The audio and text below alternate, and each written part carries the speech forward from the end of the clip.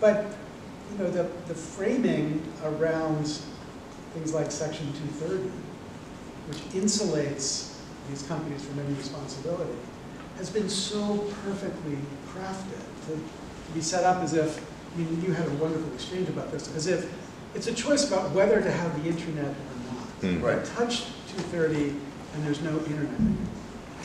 And so, you know, if you tell people that's what the choice is, it's pretty clear on what side they're going to be on that choice.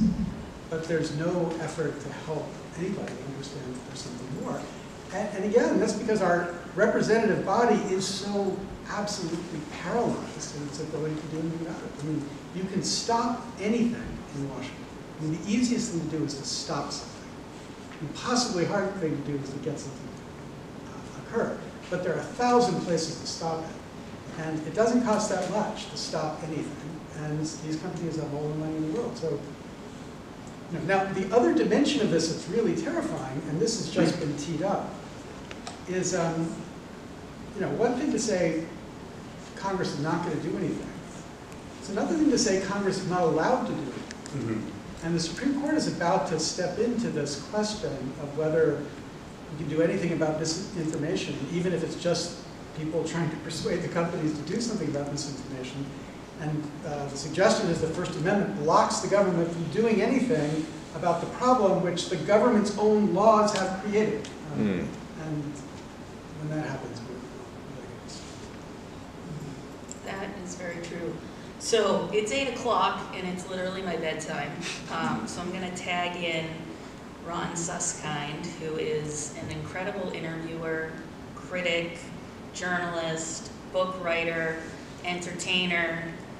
Has his own great documentary. It has its own great documentaries.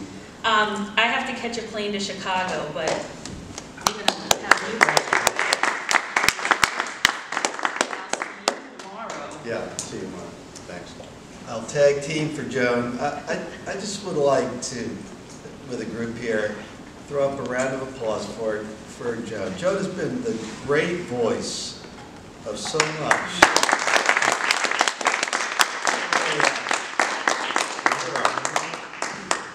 So let me throw something to you, Alex. You've been in this place a long time. You've made many films.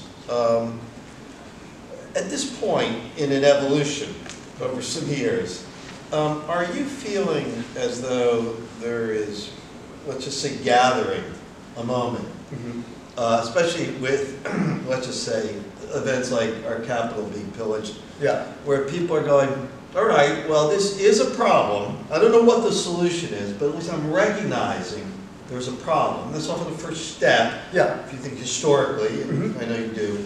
Are we at a point at least where there's that recognition?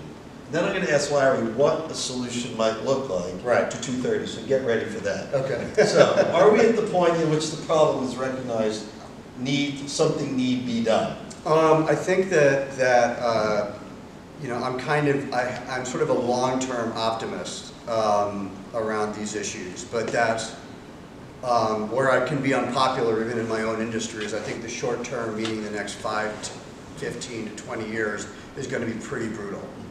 I think that AI is going to sweep into this process and start hurting labor and marginalized groups in ways unlike we can imagine. And I think that the propagandizing of, to Larry's point, how you can even discuss technology has crippled our ability to be able to be effective in these areas. Like, there are really bad bills out there like COSA and some of what the EU is doing, even though they're trying, that are, you know, likely to hurt the people that they're trying to help and help the people that they're trying to hurt. So I think that mess is going to go on for a while. What gives me hope is that I do agree with you that on a fundamental level, and I've been around the internet pretty significantly just for my own life. I mean, I'm not a hacker or an engineer, but just as a punter who's been immersed in the internet since probably 83, 84, pretty seriously. For the first time, I feel like sort of global culture is now online and understands that there are problems. And when I go and I show this movie to high schools all over the world, you know, those kids aren't like, oh, we don't need the Gen X guy telling us about the internet. They're like, no, we like the fact that the film isn't telling us to get off platform like so many other films or articles do, and still recognizes that there's a problem, because the younger generations want to be on platform, but they recognize the harms of being on platform. I think that's a huge, huge step in creating effective solutions. I get pretty disheartened by the rhetoric of sort of my generation, a lot of the media of my generation, is just like, don't let your kids on the platform, don't let them pick up technology, make them go outside. Just very kind of almost sort of just highly impractical and ineffective means of dealing with where we are. Yeah. Well, okay, so there is an obvious, easy answer to Yeah. 230, but here's the problem. Okay. That's not the problem. Okay. I mean, 230 is a problem, right? And so you could easily flip it so that once they're on notice that there's an issue, like they were with many of the stories we were talking about, they had to do something about it. But if you start thinking that we can solve the problem by dealing with the outliers or the kind of extreme cases, you're missing the point you were just making, Alex, that it's the business model.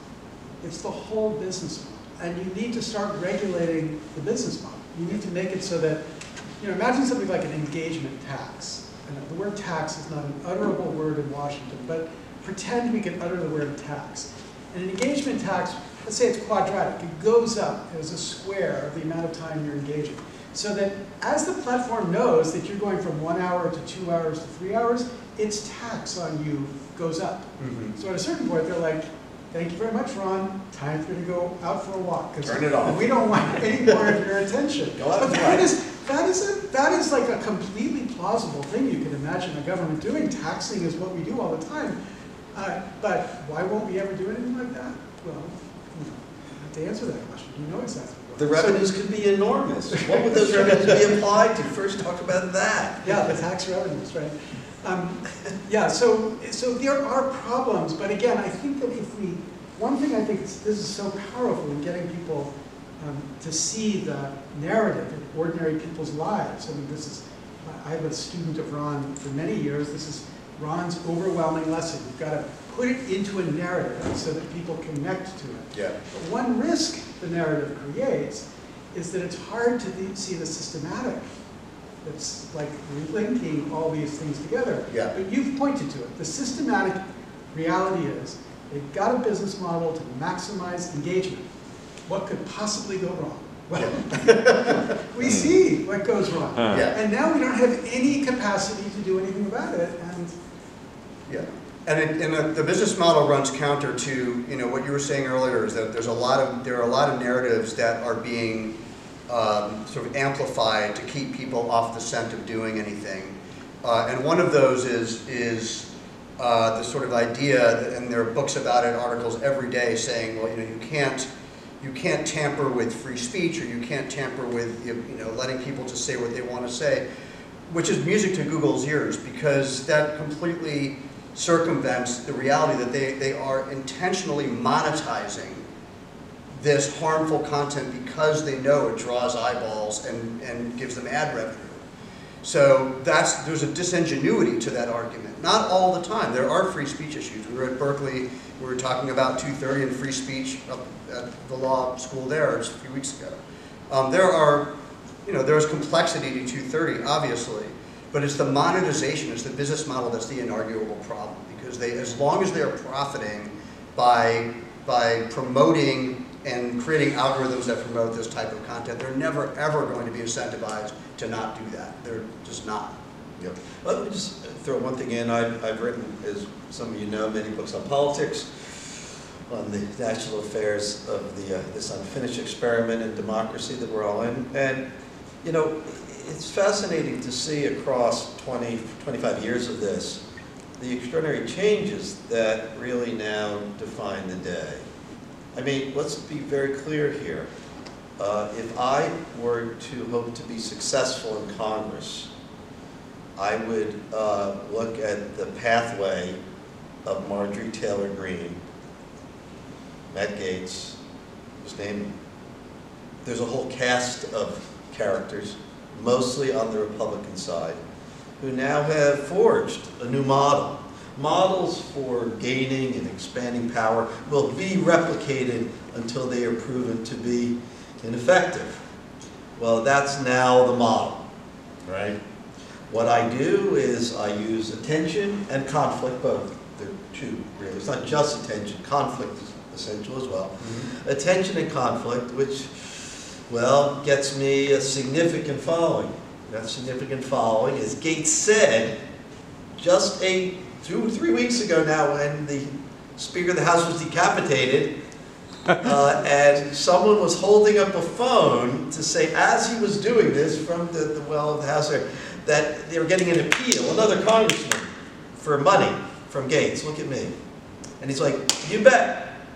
$10, $20, $30 contribution for working Americans? I'll take that any day over the PACs and the special interests. Sure. And I'm like, oh my God, he just did an advertisement from the well of the House as he eviscerated the Speaker. Okay? What more do you need to know? All right, so now a capture has been effected, a significant capture of our central political institution, the seat of government.